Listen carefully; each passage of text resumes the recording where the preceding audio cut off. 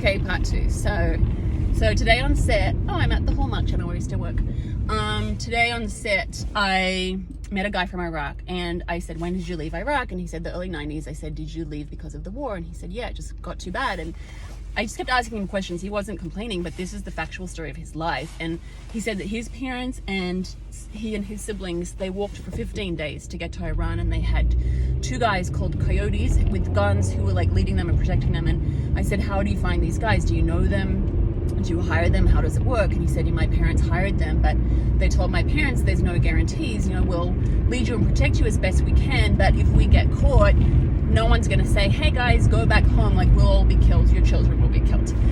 And it makes me so emotional. So his parents had to decide, like, what is our best chance of giving our kids a good life and letting them survive at all. So they said, we have to take the risk, and they fled, and they walked for 15 days to get to Iran, and they stayed there for 11 months as refugees. Then they went to Syria and stayed there for 1 year and 2 months as refugees. And then they went to Greece, where they had a relatively normal life, and then they came to the United States. And, I'm from Australia, and not to detract at all from some of the horrible things we have gone through as a country, and similarly with America, I'm Australian American now, not to detract from that at all.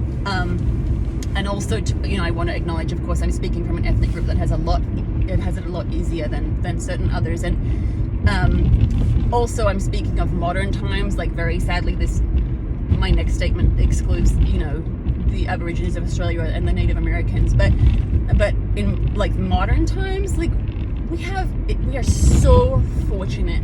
We have so much, and it's so easy to take for granted, But the very fact that we don't have to worry about our homes being bombed in the night, or our family being killed on any given day, or having to flee our countries and leave our families for the rest of our lives and hopefully survive the trip, and then it's so easy to be like, oh, my internet's down. And I complain about that stuff too, but I'm very quick. I remind myself a lot when I'm complaining or feeling sorry for myself, like, compare it to all these endless stories and people who I personally now have met or personally know very well, who've lived through the things I just read about in history books or heard about on the news, have nothing to complain about, and relatively most of us don't. And again, not to make nothing of the problems that we all have, but really, I just think it's so important to keep things in perspective, and we're in a position to help people who are not so fortunate as we are. And anyway, I don't know, I just think it's important to be grateful we have so much. And and I also think it's important that we take steps to help other people, because it's not us here and them over there, we're all mankind. That's the end of this video.